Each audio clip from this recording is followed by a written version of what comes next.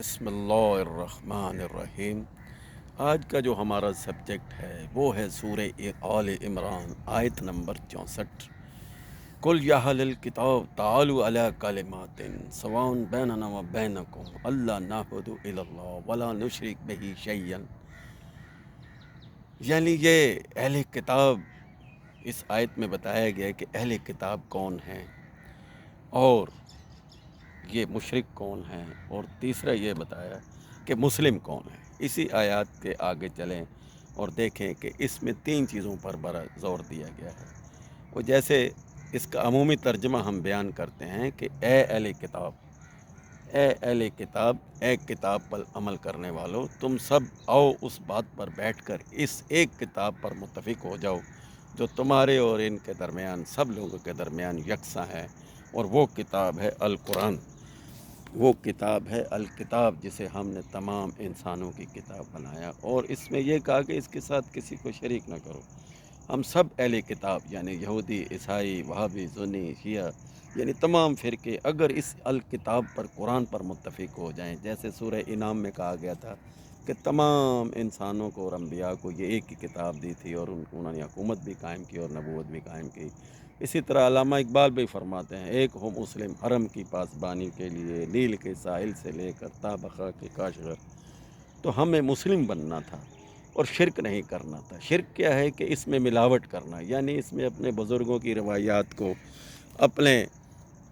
اپنے بنائے ہوئے اصولوں کو، اپنے بنائے ہوئے قوانین کو قرآن کے ساتھ ملانا اور دوسری کتابوں سے اس اخذ کرنا کہ یہ بھی قرآن جیسی ہیں، یہ شرک کے زمرے میں آتا ہے۔ اور تعاون ہم نے سب انسانوں سے یکساں کیا کرنا ہے، جس پر ہم قرآن پر متفق ہیں اور اس الکتاب پر متفق ہیں، وہ یہ کہ ہم نے ہر قسم کا تعاون نیکی کے کاموں میں اور برائی سے بچنے کے کاموں میں ایک دوسرے سے تعاون کرنا ہے۔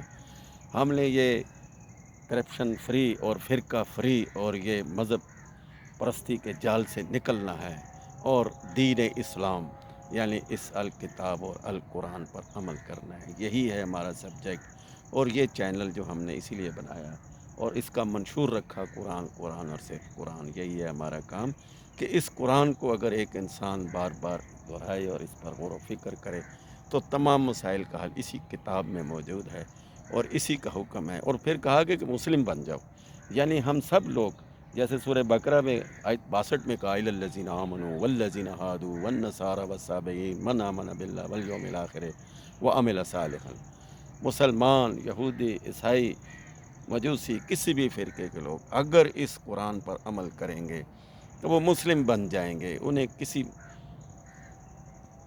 چیز کی پریشانی لاحق نہیں ہوگی، اور وہ بقول علامہ اقبال کے کہ نیل کے ساحل سے لے کر تا بقا کے کاشغر، یعنی پوری کائنات کے جو مسلم لوگ ہیں وہ ایک ہو جائیں گے، اور ایک ہیں ہم سب، کیونکہ ہمارا نبی، ہمارا رسول، ہمارا قرآن ایک ہے، اور ہم سب اہل کتاب ہیں، اور ہم نے جب اس پر عمل کرنا ہے تو پھر ایک صالح معاشرہ قائم ہونا ہے، اور صالح معاشرہ قائم کر کے ہی ہمیں کامیابی ملتی ہے، ورنہ کامیابی تو بڑی دور کی بات ہے۔ آج ہم فرقہ واریت اسی میں پھنسے ہوئے ہیں۔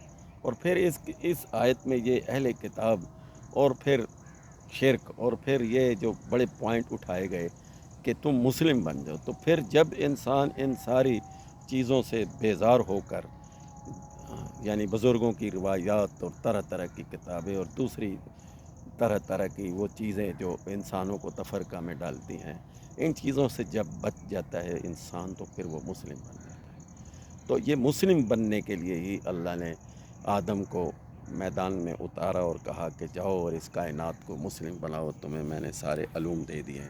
ہم سب آدم ہیں، ہم سب لوگوں کو مسلم بنا سکتے ہیں، یعنی اپنے کردار، معاملات، لین دین، اخلاقیات اور ان سارے معاملات کے ذریعے ہم سب مسلم بن سکتے ہیں۔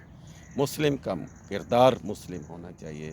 مسلم ہونے کے لیے اچھے کردار کی اور اچھے اقوال کی اور عمل کی ضرورت ہے۔ اللہ ہمیں اس پر عمل کرنے کی توفیق دے، اور ہم سب مل کر اس چینل کو آگے بڑھائیں اور اس کو سبسکرائب بھی کریں، تاکہ یہ گھر گھر پیغام قرآن کا پہنچا کر ہم سبق دوش ہو جائیں اس بات سے، آنے والی نسلوں سے، کہ ہم نے آپ کو قرآن دے دیا۔ اب ہر نسل کا کام ہے کہ وہ اس قرآن کے مطابق جدید ترین تحقیق کرے اور اس پر عمل کرے۔ تو اپنا خیال رکھیے گا، ہم سب مل کر اس کام کو آگے بڑھائیں۔ اللہ حافظ، السلام علیکم۔